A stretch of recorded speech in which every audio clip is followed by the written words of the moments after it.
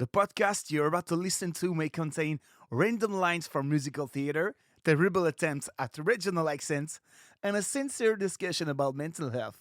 You have been warned. Are you ready to start singing with your feet? Formidable! Allez, c'est parti!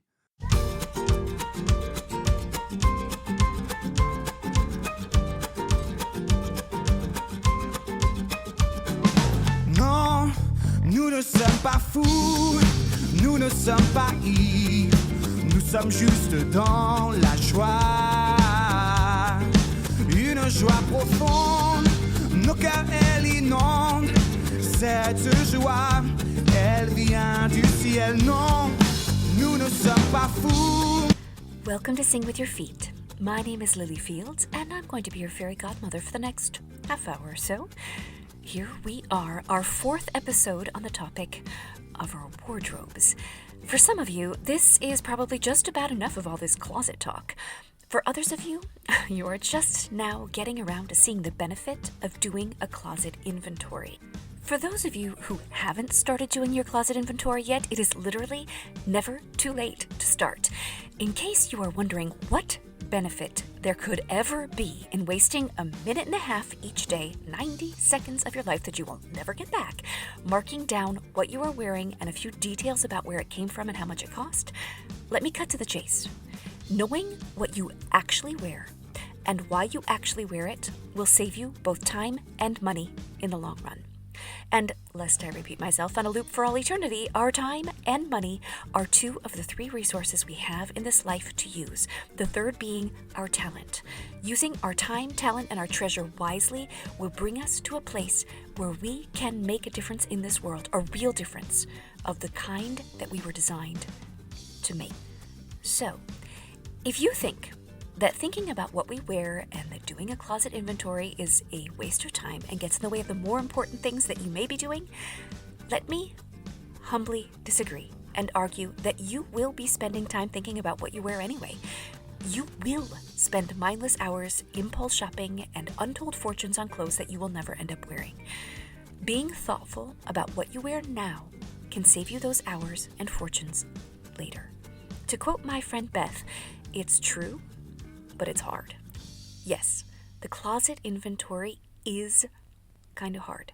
And that is why this week I am going to explain the why and the how of the inventory elements and give you some tools to jog your memory as you complete the inventory. Now, I've heard from quite a few of you who are experiencing little flashes of understanding about why you've been keeping things in your closet for years and years, even though you either don't like them or simply will never wear them again. I still haven't gotten to the part where I have suggested that you grab a donation bag and start culling items for your closet, but some of you have already started doing it. When you're ready, you're ready. It happens suddenly. The closure that comes from that little flash of understanding is sometimes all we need to make a break from the past. But don't be too hasty either. Decluttering, and this is a hill that I'm willing to die on, even if you think I'm crazy for it, it can feel euphoric. The power that comes with making decisions that clear out head, heart, and closet space is addictive. But I would be remiss if I didn't tell you that I have regretted decluttering some things. Now, with many, many years of experience in making these kinds of closet decisions, I have come to recognize when it is just the euphoria of understanding why I've been clinging to an item as opposed to the readiness to make space in my head for clearer thinking. Remember, heart space and head space. It means that we can think clearly and we can feel clearly. Now, if you are feeling that euphoria, here's what I would suggest. Put the items that you want to get rid of in a black trash bag and put that black trash bag out of sight for a set period of time. I would suggest perhaps till the end of the season. So let's say maybe mid to late March. Put yourself a little reminder on your calendar for a month and a half from now, then go back to that bag. If you have needed nothing from it, and if you can only vaguely remember what's in there, then it's time to send it off to the donation bin or to pass it on to someone else.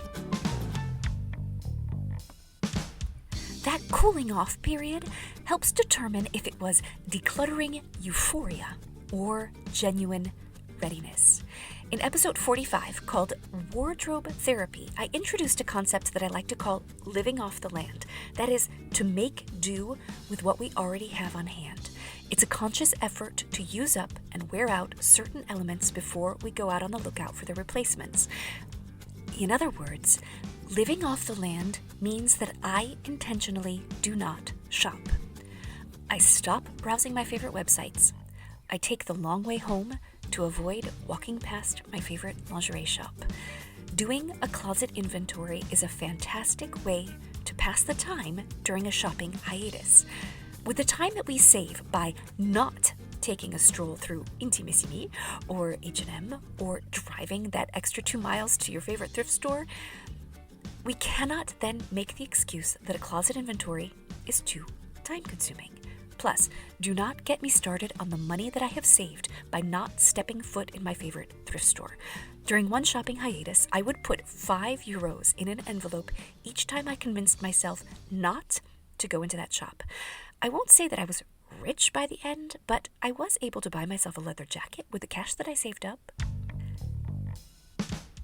At the risk of being rebarbative, I want to take each of the columns in our closet inventory and explain why this piece of information is important, and maybe give you a few tools to help you remember some of what you might think on first blush that you couldn't possibly remember about the item. I will put a link in the show notes to the blog article where I posted the closet inventory spreadsheet and Google Doc. Remember, I like to keep my closet inventory in my Google Drive because I have access to it wherever I am with my phone. Honestly, while I am really quite faithful to my closet inventory, I don't always do it first thing in the morning when I get dressed. I sometimes do it while I am waiting in line somewhere or while I'm watching the pot not boil at dinner time.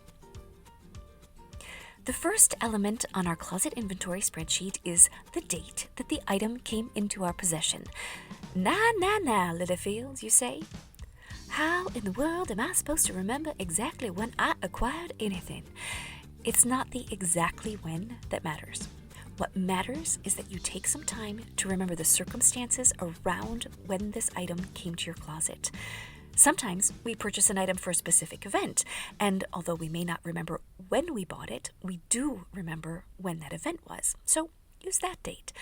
Think about if you have any photos of yourself wearing it. This also might help jog your memory too. For me, I have items that I know I owned before having children, and there are items I know that I've acquired since I had children. This makes a rather stark before and after. Some of the pre-children clothes belong to a kind of hazy time, but with a little thought, I can remember events or work situations or travels I experienced in those items. What's interesting about knowing approximately when a piece of clothing came into our possession is that we get to see just how long our clothing can last. A well-loved, well-cared-for sweater can last for 15 years or more. A well-worn pair of jeans can last 5 years or more. For me, a pair of socks lasts about 2 years, allowing for one serious mending. Seeing that clothes can actually last a long time eventually can lead us out of shopping less out of a sense of urgency that something's going to wear out. There are very few pieces of clothing that I have actually ever worn out. Those that I have worn out have ended up tearing up and using them as craft supplies or as rags because usually those items are incredibly well loved and have great memories attached to them. Another thing that is nice about knowing the date when an item was brought into our closet is to see that price and quality do not always go hand in hand. It's not because we paid more for something that it will necessarily stay nicer longer. This is a hard, painful lesson to learn.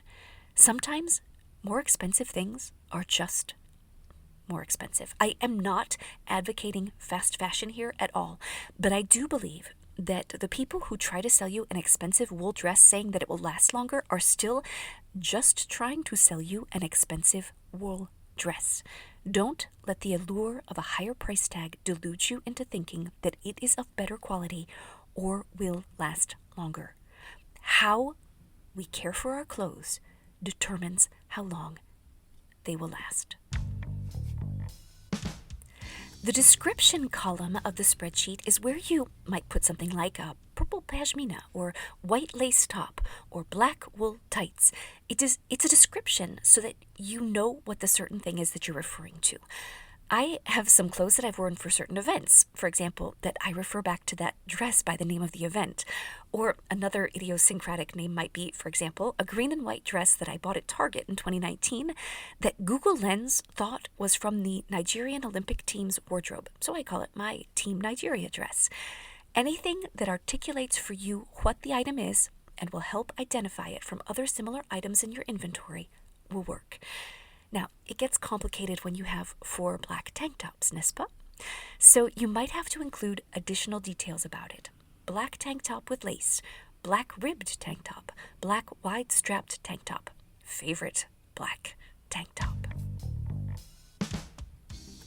The next column is the origin. From where did you acquire this item of clothing? Did you buy it at a store, or is it a hand-me-down from your sister's closet? Maybe it was a gift for Mother's Day, or maybe you bought it with a gift card. I have my own little vocabulary for this kind of thing. It's easy if I bought the item at a store and the item has its own store brand. Like, for example, my favorite long-sleeve cashmere t-shirt is from that fancy schmancy lingerie store that's called Intimissimi. That's why it says Intimissimi on the line for origin.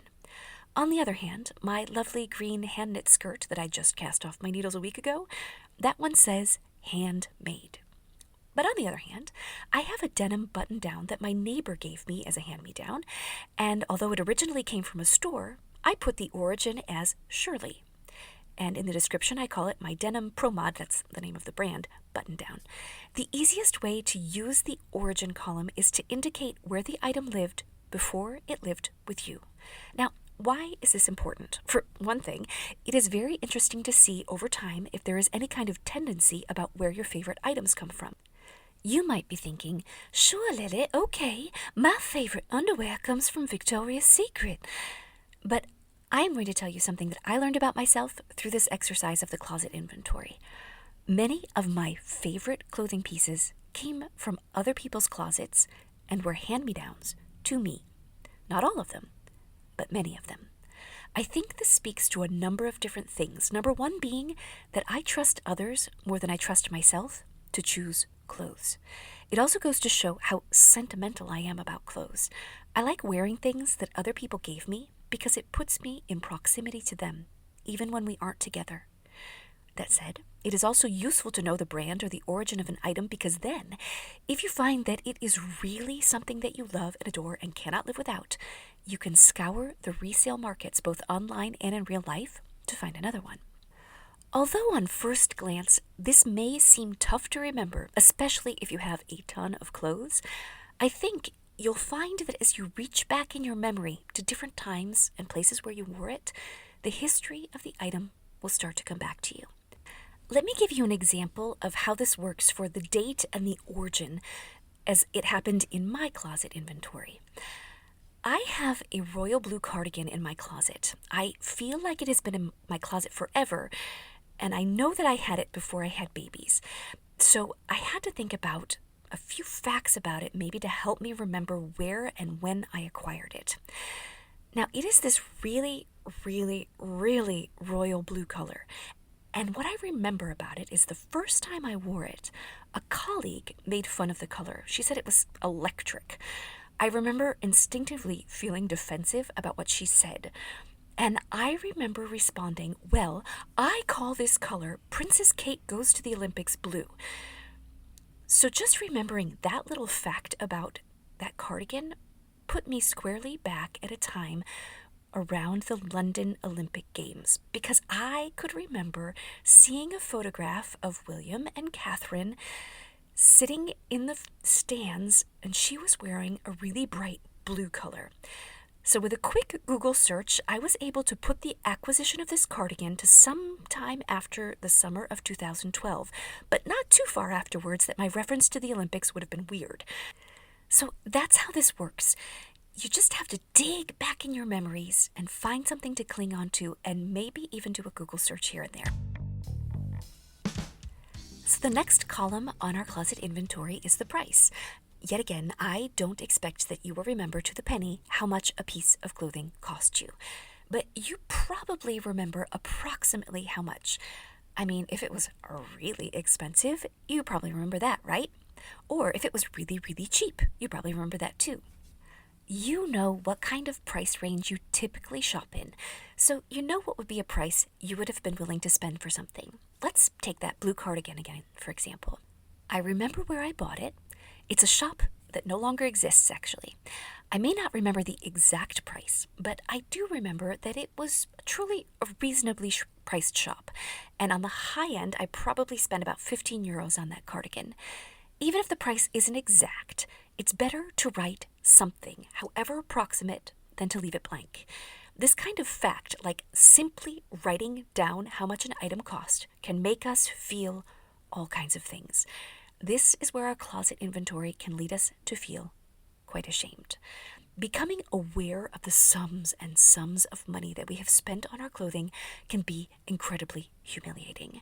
Honestly, I'm glad I started when I did and not 15 years before when I couldn't have been bothered to rein in my spending. Oh, just to think of the fortunes that I have spent on clothing that I end up discarding. It makes me so sad. All this treasure that could be used on more meaningful things. Lest I digress, the price is important because it is one of two factors in how we will quantify the usefulness of an item in our closet. Cost is the first element, and the second element is the number of times that we've worn it.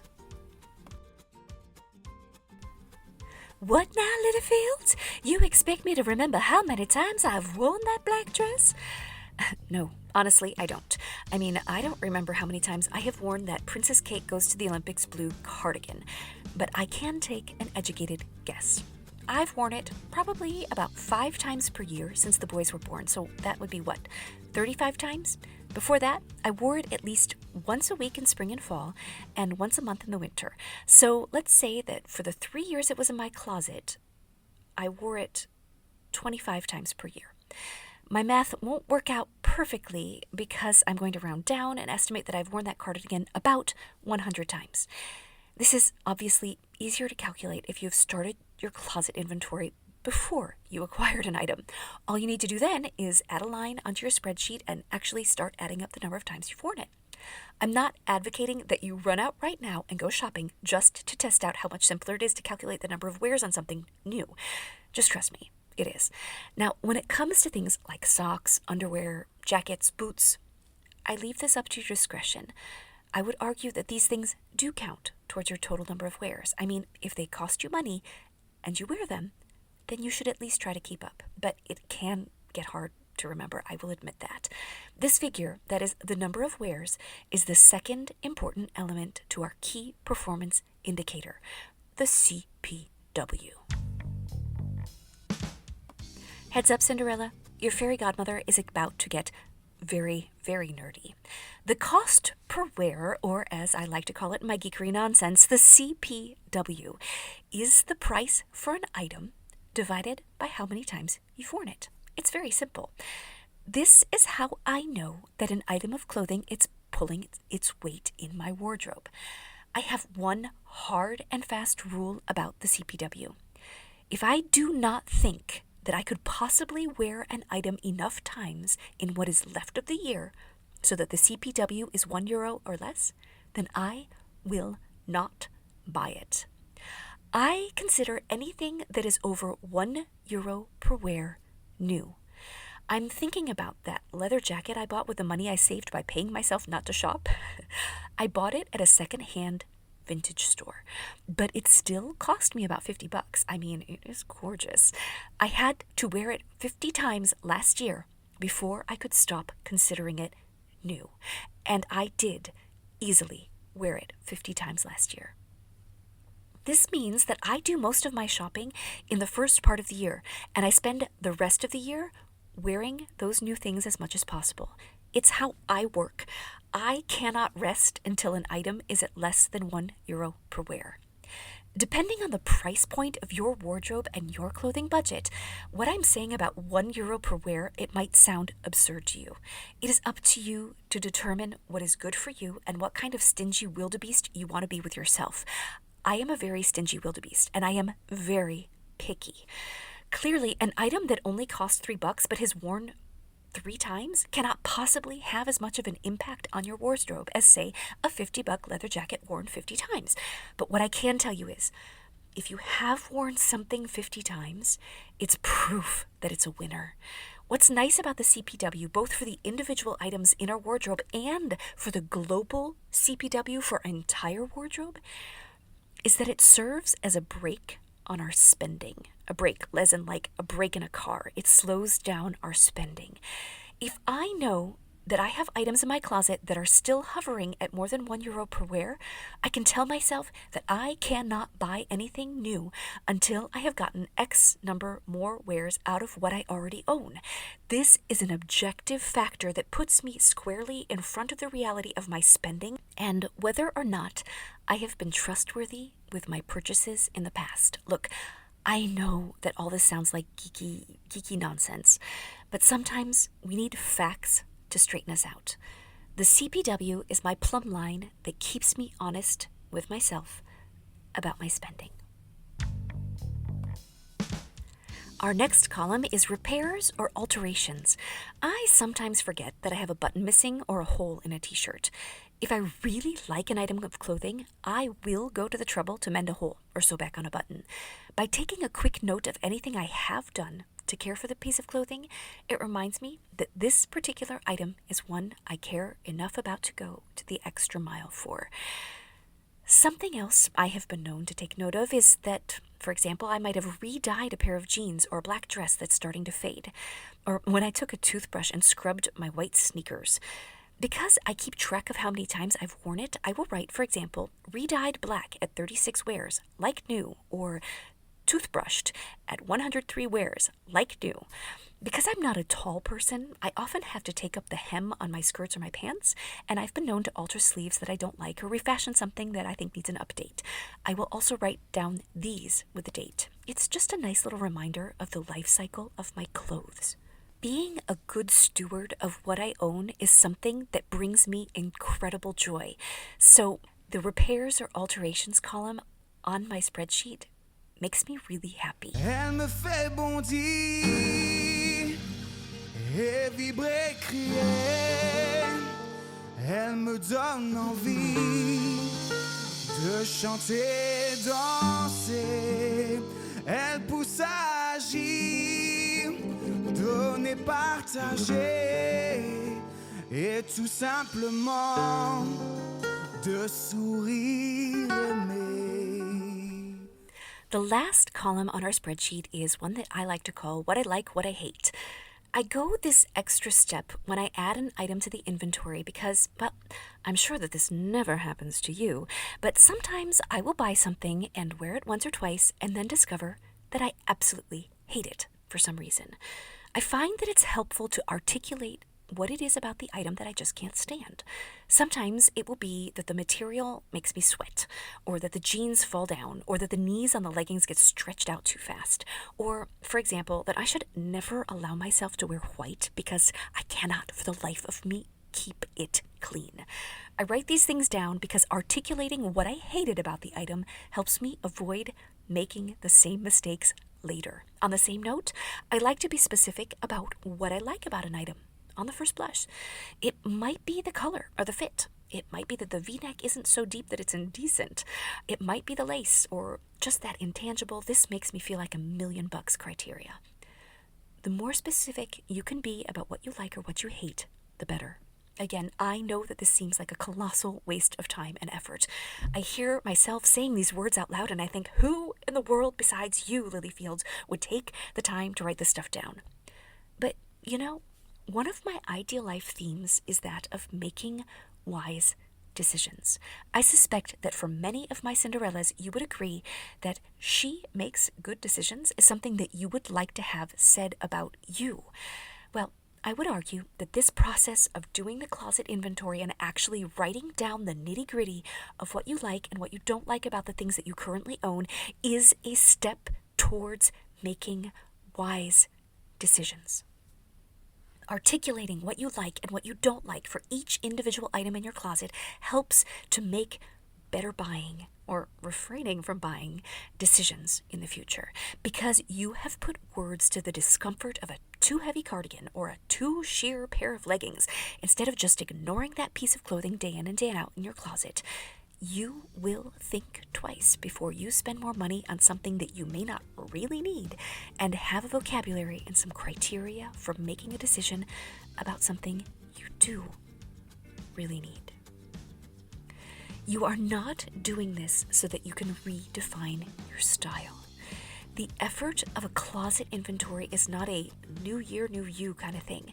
You are doing it to find out what you actually like and what you actually wear and why.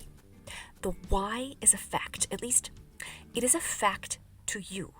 You know, I have a lovely black dress that I rarely ever wear because it makes me feel jiggly. Is jiggly a provable fact? No. But to me, what I don't like about that dress is how it makes me feel jiggly. I'm not calling my own physique into question. I am simply stating that what I don't like about that dress is that it makes me feel jiggly. This little reason why is honestly something I never thought I would share out loud, but here I am. Our closet inventory reveals a lot of things about ourselves, about our thought processes and our motivations. Your inventory is not something to be ashamed of. You are pouring a lot of personal details into this inventory, but they are personal details that are only relevant to you. They are your personal vocabulary, your personal budget, your likes and your dislikes. Hopefully, no one will ever see your inventory but you. And even if they do, no one will understand what it is that you're doing. I can say this with complete confidence because I sat down in a crowded waiting room at a doctor's office the other day and filled in my inventory for the day. And although there were several people within eye shot, I can guarantee you that not one of them understood what I was doing. If this all makes you a little uncomfortable, it's because your closet inventory is going to put you face to face with some facts. You may or may not like seeing all these facts together in one place, but the effort will not go unrewarded. Bad decisions come when you're out there shopping just to fill a perceived void. Knowing what is actually in your closet can chip away at the factual basis for this perceived void. Eventually, you might even be ready to look at the deeper emotional reasons why you shop mindlessly in the first place. All right, so now we're on to the segment where I update you on my efforts to live out the golden rule this year, which is not going as rosily as I would have thought. Last week, I told you that maybe it was hard to think of what I would want someone to do for me in certain situations because actually I wouldn't want someone to do anything for me. Well, I still stand by that. But I think that over the last week, I have used that as a license to simply not ask myself what I would want done. And therefore, obviously, as would follow, I simply do not do anything for anyone. It's like a backlash. So I had to start with the little things again, like putting toothpaste on the toothbrushes for my family, putting away laundry for people who are perfectly capable of putting their own laundry away, or sending those little text messages when I was thinking of someone. Starting with the little things, then working back up to the bigger, more important things. Listen, the golden rule rules, even though it's hard. You should really try it. Do just one little thing for someone this week. A little thing that would be meaningful to you if someone did it out of the blue for you. A little random act of kindness, if you will. If you have any closet therapy questions or inventory questions, drop me a line on Instagram or at lily@singwithyourfeet.com. That's Lily, Lily. I will do whatever I can to help you think through your closet inventory. You can also reach me on Instagram at singwithyourfeet. Be great this week, Cinderella. I believe in you. A great big thank you to 7 Productions here in Mulhouse, France for the use of the song La Joie as the intro and outro to the show, to Matt Kugler, who you can find on social media as Matt-K, who sang it, and to Claude Ekwe, who wrote it. This is your fairy godmother signing off. Just remember, it is never too late to start singing with your feet.